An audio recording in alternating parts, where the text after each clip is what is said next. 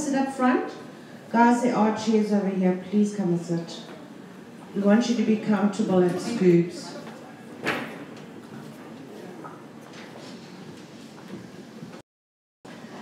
So, good evening everybody. How are you this evening? Thank you so much for being at Scoops, our newest author at Scoops.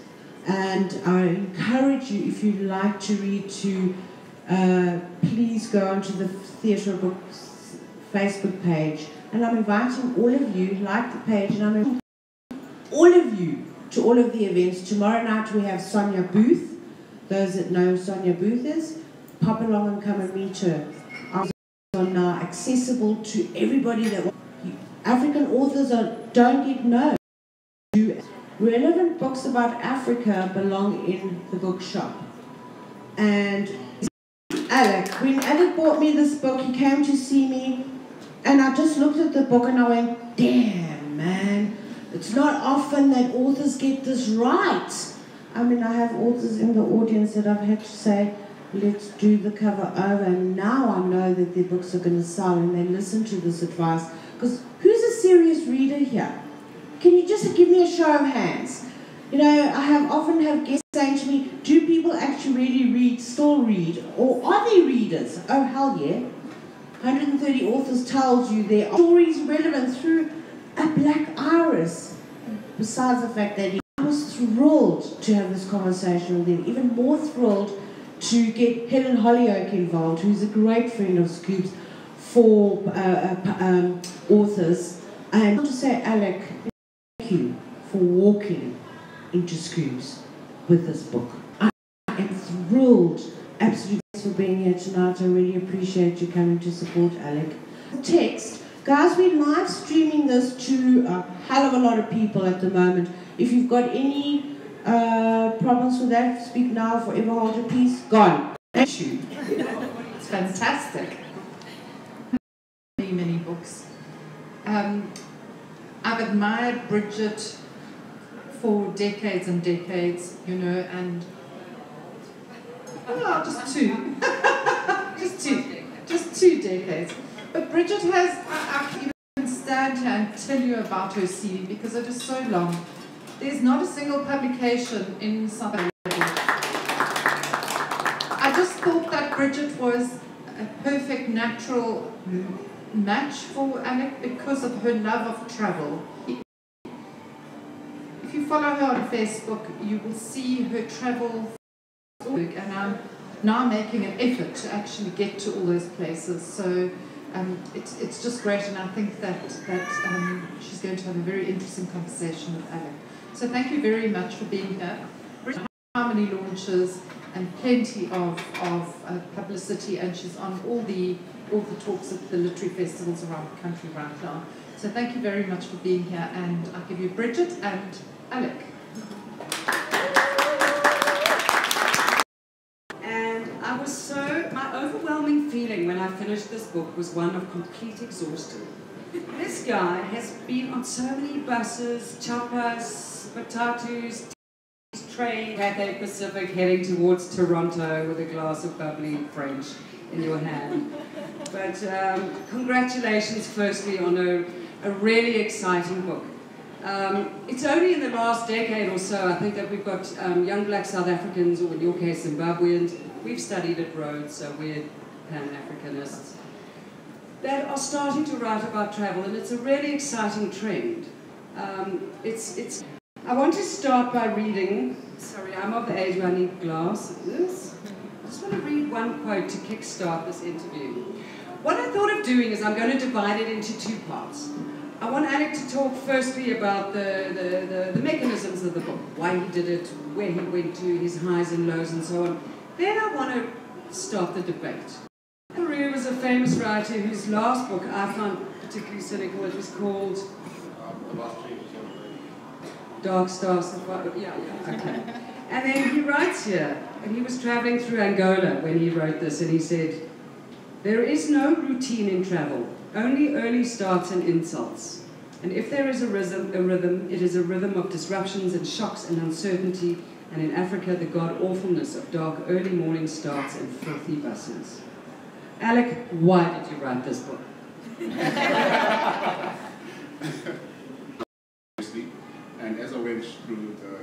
trip, the emotions, the darkness, skullness. And my head was like, it can't be. These are all Western ways to. Okay, sorry. One of the reasons I wanted to share my experience. Nice and close. Okay. So yes, that was one of the reasons I wanted my story, an Black African story, to be shared with the world. And travel you did, my goodness. For those of you who haven't read the book, it really is an emotional roller coaster. The opening chapter, it takes you quite off guard because it starts in a Rwanda refugee camp where Alick is battling with some very... to being feeling at home in Tanzania. I mean, you take us on a wonderful journey. Why, I wanted to know though, did you do it alone? Did you think of taking friends, or was it a pride thing? I know you mentioned that you'd been offered a trip to Europe and you didn't go on it. But why alone and why on a... So a couple of years ago, Azal and Derek, they went to Europe. And they might or might not have invited me along, and it wasn't exactly a bone of contention. But in previous, I do like to travel alone. I'm always alive. And what I learned over the years is I go on this trip because somebody else had dropped out, and it was my first time to be alone. I've gone on tours before where there's 20 of you, or I was traveling with my family.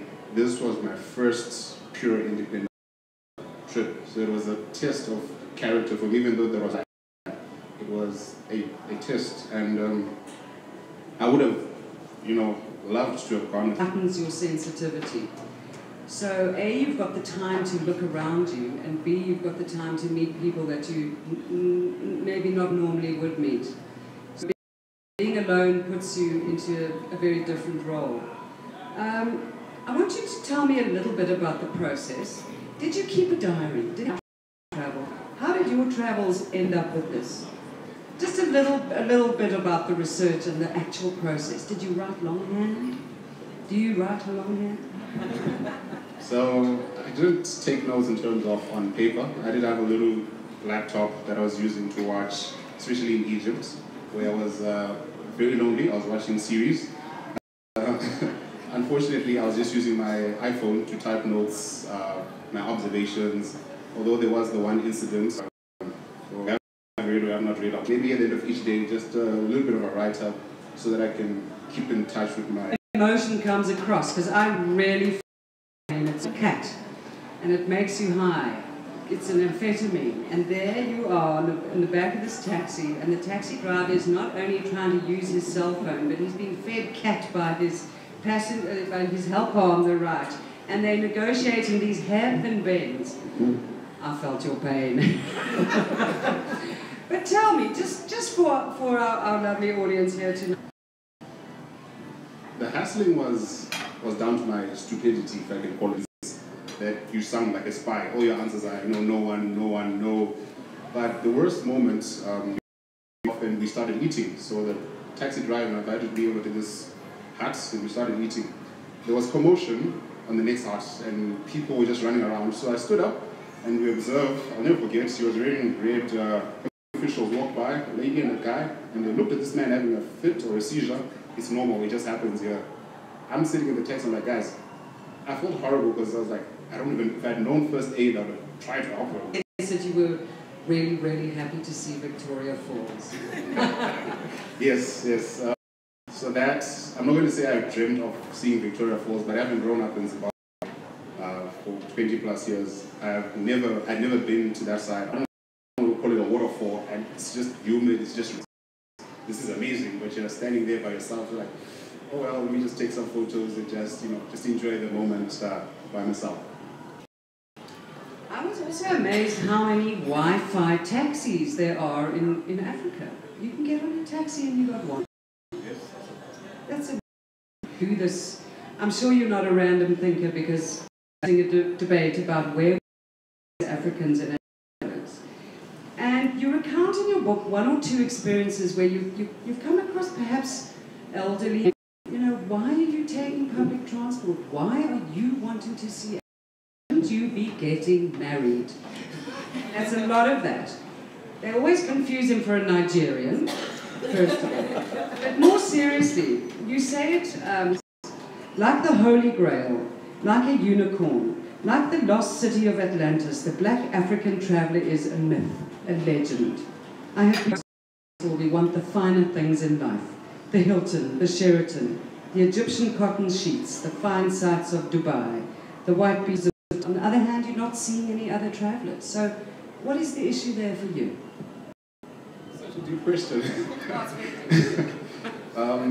So just to add some context about the quotes, I've arrived in Namibia, and throughout the trip, you get excited. I'll get excited when I see other travellers, let alone audience, to answer as to why we don't travel in Africa, why we prefer to, or which when we do, it's certain spots, and why we prefer to go overseas. Are you a different person for border guards or kindly strangers or so on? Do you think that it's changed your view of Africa? I must say unhappy I was. I couldn't reconcile the person who left and coming back to this reality slightly differently. Africa, the trip, even though it was through a few countries out of the 52, gives me hope. As in one of the countries, Uganda, I stayed with families I'd never met before. I met people who took me in as if a Western person arrived at somebody's door and asked and told them, you know what, I'm here from Holland, I need somewhere to stay. And the fact that it happened to me with a Ugandan family gave me hope that, you know what, people in essence are kind. As much as there's the other side, at the core for humanity, we are kind. I like to think so too. And what an experience. So I urge all of you to buy it, because it does take you on a roller coaster. As I said, you will be crying, you will be laughing, you will be hoping that he makes that train border, because if he doesn't, he's going to starve, and it's a fun ride. Do any of you have any questions? Are there any things you'd like to ask? Oh, here we go. There we go. Hey. Didn't get the but anyway. So my question is, so Nishi said you'd read other books by other writers, and you sort of got a sense from what they were saying, and you got a vibe in terms of what they were saying, in the same light. So just what's your feeling around that, and your sense around it? And so essentially, do you see like as if you wrote your book differently from how someone else would have? I'm sure you were traveled in Africa, and obviously that influenced the way I write. A whole lot of humor in there. Whereas in Paul Theroux, when he writes his Dark Star Safari, he's an older man. He's got the money. He goes to the finer hotels, and he's got the connections. And some of his words are very, I won't say cynical. He's got not a dark view of life, but very comedic here. But for me, when I was then writing, I didn't try to emulate their writing. I just tried to put my emotions into one hell of an experience. Or getting on a motorbike in Uganda, they're called borders. It's these small 125cc bikes. They're everywhere. That was an experience for me. Whereas in some for the writers, to them, it's like, I'm not even going to try get on these bikes, I might just die. So yes, I did observe some. Africa. But you were originally, just going on from that question, you were originally thinking of calling your book African Bloods and Skulls and all of that thing. Do you think that you changed that stereotype? I hope so. Out of the people who bought the book, I hope I have changed the narrative. I know some people still question how I was able to do it. I did meet there's this 10-year-old in Cape Town who heard that I had done this trip, and it was so bad. So I'm hoping that at least one person is able to see that it is possible. Do you want to come up front? Okay. Come and grab the microphone. He was quite touched by the Rwandan memorial. If you can just sort of explain the emotions that you went through when you were in Rwanda, and with the skulls, and how was it for you?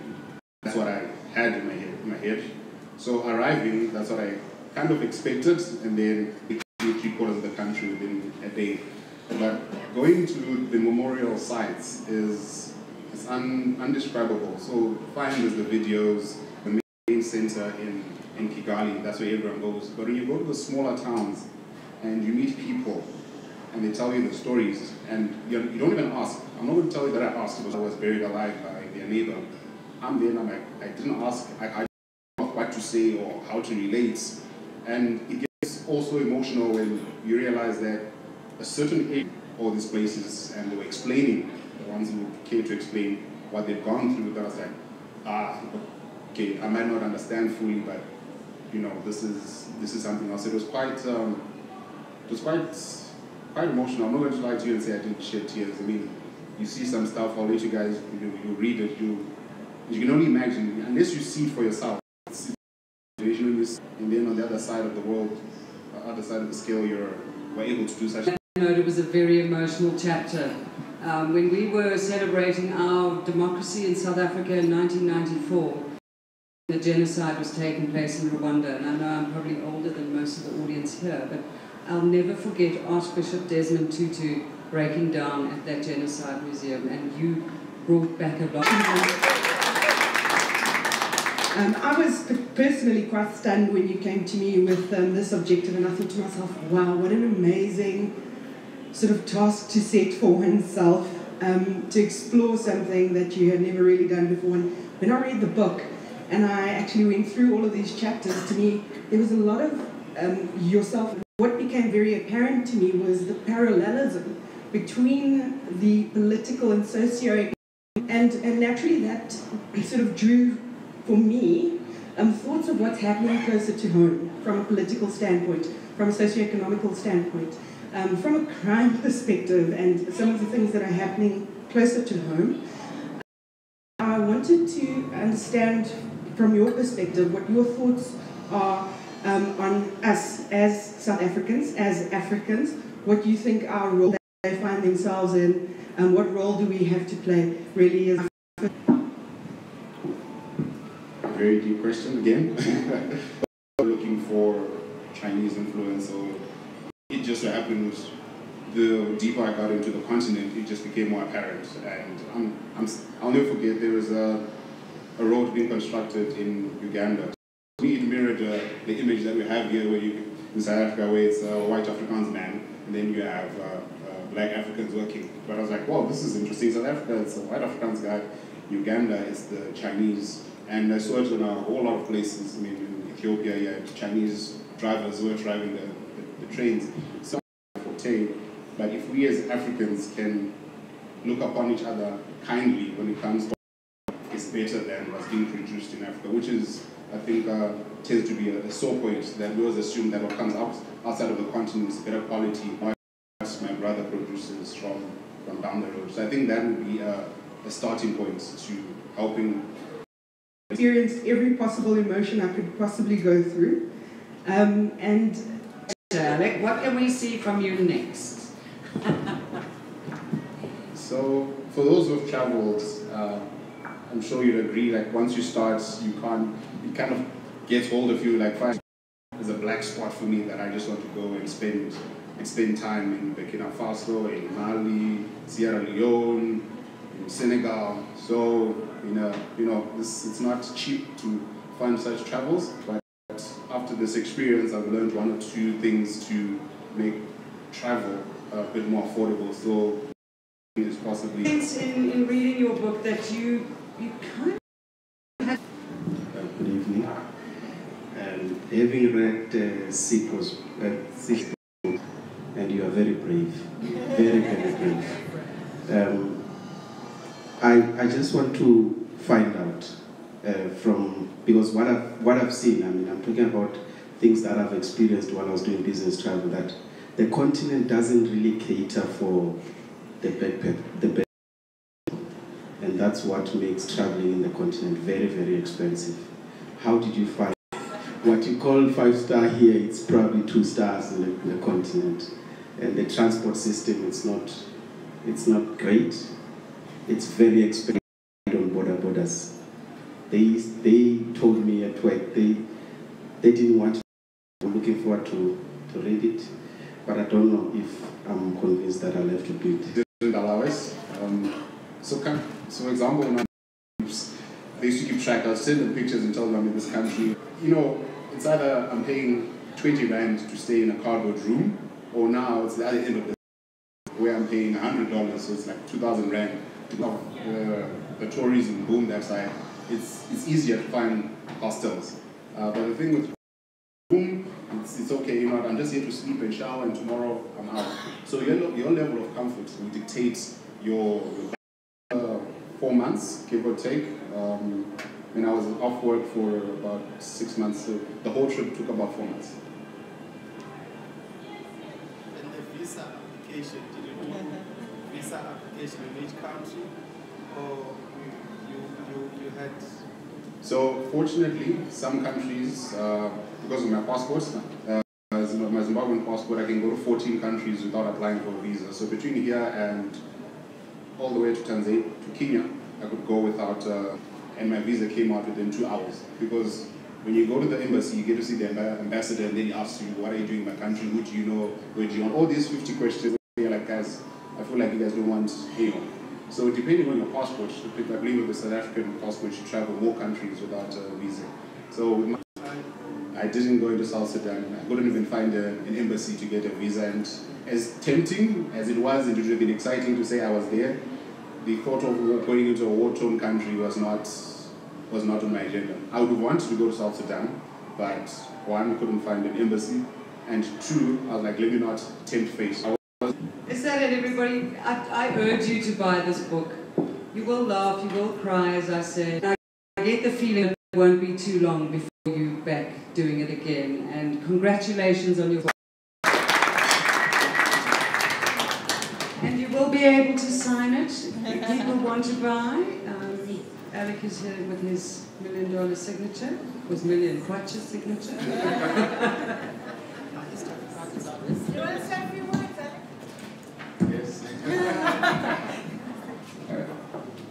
Okay. First and foremost, thank you for everyone who came tonight. I know it's not easy with 4-way traffic and work commitment and social life. I'm grateful to each and every single individual who was here, those I know, those I don't know, for those who kept in touch with me on WhatsApp and Facebook. The message would come through saying, how's the trip? And I'm like, you know what, I can do this, I can do this, I can do this. And you know what, I've got people who are there looking out for me. I'm very grateful for the support. I'd like to thank you for buying the book, coming tonight. Thank you, Deborah, for allowing me to be here, hosting this function. Bridget, for facilitating this. Helen, for publicity. I'd like to say she's my #1 critic, but she saw the first draft. Obviously, there were certain elements in there that were not befitting of So yes, it was my greatest critic when I was writing the book. I'm very grateful for the support. And I'm just, I never envisioned I would be here. Some of these things you never dream about. I never dreamed of being an author. I never African authors to go out there and to shine. Yes.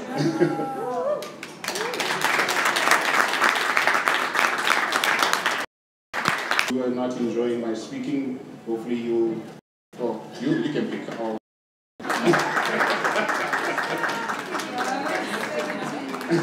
Take a picture. Is there another one? Yes.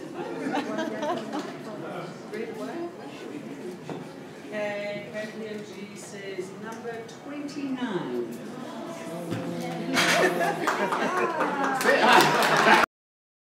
Get a signature, have fun, and please drive safely home.